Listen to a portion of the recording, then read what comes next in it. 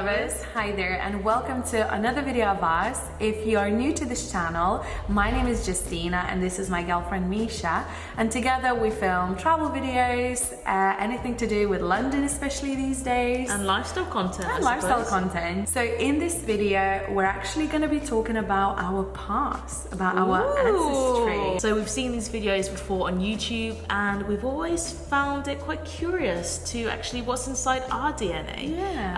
And make potentially new discoveries. Maybe find some long lost cousins or aunties. I know some aspects of where I'm from, but do I actually know where I'm from?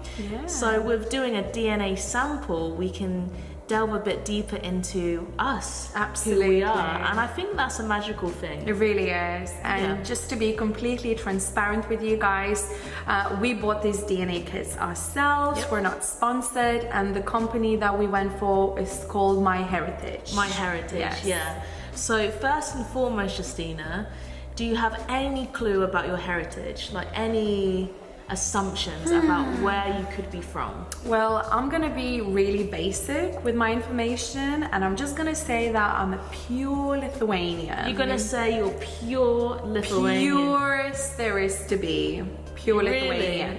Only because I don't really know much about my ancestry, about my past, about my long lost family members, because my grandparents have died when they were in their 30s. Yeah, so you lost that connection. I lost that connection. So my family, like my close family, don't really know much themselves, or maybe I haven't had those conversations. From what I know, that I was born in Lithuania, my parents were born in Lithuania, my parents' parents were born in Lithuania, and then I think that's about it.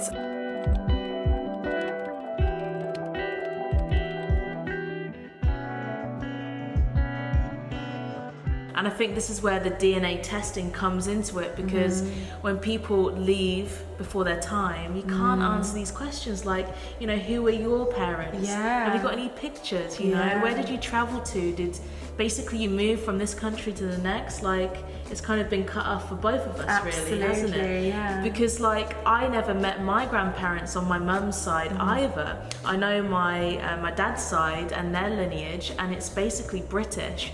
But on my mum's side, I know that my granddad is actually from St. Vincent and the Grenadines, which is in the Caribbean. But he died when I believe he was 36. So that was it. I never met him. I never got to ask him these questions. I only have a fraction of information, which, to be honest, I'm hoping today will try and resolve some of those unanswered questions. And see if actually I am from the Caribbean. What if I'm from Africa? You know, because I would say most people that reside in the Caribbean actually have those strong roots and links to Africa. So Africa is like a huge continent. Which part of Africa could I be from? That'd be exciting. And to be honest with you, once I know this information, I really want to go to those places where basically I'm from. You know, it doesn't matter that it's my great-grandparents. I'm from there. You know, and I wonder if by going there you'll feel like some sort of connection. Because you know, some people express that they've traveled to a certain place and they can't explain it, but they just feel something there.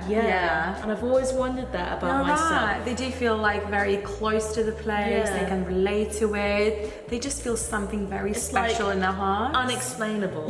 So I really hope that these DNA tests and results unveil something completely crazy, because I want to then go further. I want to go to these places. I'm just thinking about myself a bit, like what would be like the craziest country that my family has? Somewhere in Asia. That would probably be mental. That'd be mental. If it came up somewhere in Asia, I'd be like, at the moment I'll give like 1% chance for my family to be born in Asia. But wouldn't that be like completely... Let me like kind of guess where maybe my family was residing or was born. Go for it. Make a guess. Well, because obviously Russia is so close to us, I have a feeling that maybe I'll have some like Russian relatives, Russian blood in there. Maybe Scandinavian. But most of all, I think it's just gonna be Baltic states. So that includes Estonia, Lithuania, and Latvia.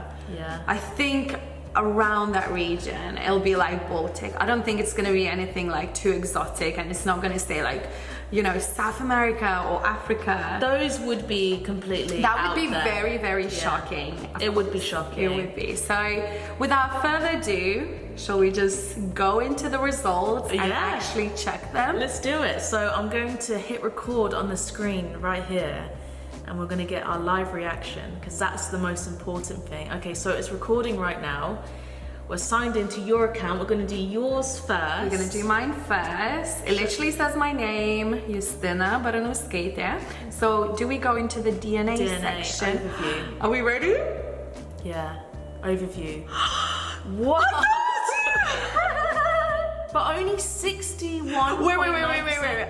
Okay, guys. So you're obviously seeing what we're seeing, and it says that I am 61.9% Baltic. Exactly what I said, didn't I? Yeah, but you know what? That's not that big of a percentage. When you said I'm pure. Okay. Pure is like. But I just knew that the biggest part of it will be Baltic, and I guess I was right. Oh my god! But I can see here it says plus 3 additional genetic groups. So what are those? Also 38.1% East European, but I am from East Europe. You would be classed as Central European, I think. Do you remember when we went to Poland and everyone said you're not from the East, you're from Central? That's just a completely different That's semantics, topic. I think.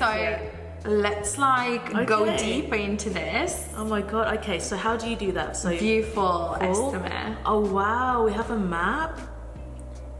Just zoom out. Why don't we go down here so then it'll show us a bit more? So it says here Lithuanian, Poland. Lithuanian, Poland. East European. So it's bringing up this circle here, and it includes Belarus, Poland, Czech Republic, Austria, Hungary, Bosnia and Herzegovina, Romania, Bulgaria, Ukraine. So that's interesting. But it's not like unexpected. It's not unexpected because like all of these countries are pretty close to Lithuania. And there was a lot of migration, wasn't there? Especially during like the First and Second Wars. So is this you? Is this you? That's it. 61.9 Baltic and 38.1 East European. So there's nothing. I've got 0 for Asia, 0 for Africa. No, I don't think you do. I don't. No, that's literally, that's it. That's it. See, I told you, I'm very nice and simple. Oh, wait a second, Justina. Look, it says North Carolina and South Carolina. But how? Is it because like Lithuanians? No. Wait. No. This is the one that's like. No.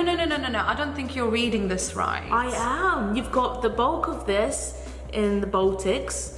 Eastern European, and then there's these additional genetic groups which you are associated with. Like why North Carolina and South Carolina? It's literally there for you there. Interesting. Everything else. British and some Irish and German settlers in the United States. North Carolina and South Carolina. Confidence level medium. So they're like medium confident that my family is from there as well. Yeah. Okay. So I don't know whether maybe your family moved then to North and South Carolina and then moved back, but you do have an association to the USA. To this this state in America. North and the South, that is. Are there like two different states, North and South Carolina? And South, yeah. It's kind of like two states, but essentially the same region. Just Carolina, you know. Everything else is like Poland, Ukraine, all of the other stuff that you mentioned, like Russia, Belarus. But that is so random, Justina. Not really, because I know that there is lots of different connections between USA and Lithuania. I know that a lot of Lithuanian people have migrated to the United States of America, especially, I think it's after the Second World War, if I'm not mistaken. So I'm not overly surprised. Okay. There was another thing that I saw. I feel like somebody sent me a message, so I'm gonna try and like connect on my phone. Or can we do that here, look? Remember, there was a guy that sent me something. Yeah, Andrea Alexopoulos. That sounds Greek. Alexopoulos. Yeah. So what, is he saying anything? I have Baranovskis in my tree, but I know very little about them. Oh, okay. So it's like a link to your surname.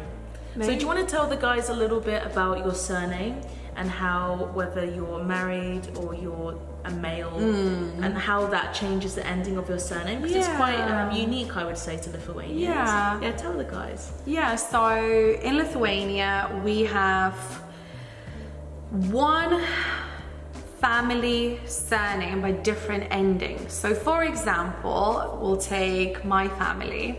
My mom, my dad, and me. We all have the same beginning of the surname, but we all have different endings of the surname. And that's quite good because by the ending of the surname, you're able to tell if the female is married or not.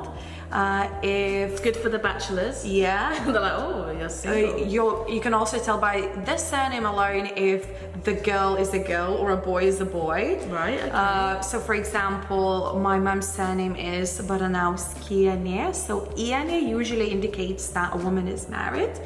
And a woman usually takes the surname from the husband. It doesn't have to be the case, but the majority of the time it is. Obviously, you're more than welcome to keep your maiden name. Yeah. So some women do, but most of the women take their husband's surname. So my mom is Baranauskienė, my dad is Baranauskas. Baranauskas usually is referred to a male surname. Which is what this guy is asking about, Yes. Baranauskas. And for girls, it would be Baranauskaitė. So like Aitė refers to a surname of my family, and it also tells that I'm not married because I don't have Ienė ending. So basically, most Lithuanian girls who are not married would have Aitė. Aitė or Iitė. Iitė. Iitė. Yeah. Iitė. Iitė, yeah. So that's how you know if they're not married, basically. Yeah. Interesting. But that's not always the case. Like I said, No, it's a bit more modernized. It is, these days. yeah. It's good that there are some changes. Yeah. But it's very unique, I'd say, to... Would you say it's unique to Lithuanians, or are there other countries that do the... I think some other alternate endings? European countries have the same, especially in Eastern Europe. Oh, okay, Yes. interesting. Yeah. Wow, so North Carolina and South, we're going Well, to I guess we're going there, guys. Because do you know what, actually, the reason why I find that strange is because I know that Chicago in America Has a massive Lithuanian community. Huge, yeah. huge. So if it was to say Chicago area, I'd be like, do you know what? Yeah. But North and South Carolina, like, I've never heard about a Lithuanian heritage or anything from there. So that is kind of That's random. so interesting, yeah. Yeah, but I'm not like overly surprised. I'm not gonna lie. I kind of like hope for some like exotic countries to pop up, but let's be honest, I'm very white. I haven't got any like real like fancy blood in me. It is exotic. To me, you are exotic. To me, I am not exotic. That's incredible though. So I suppose we'll do mine now. We'll do yours.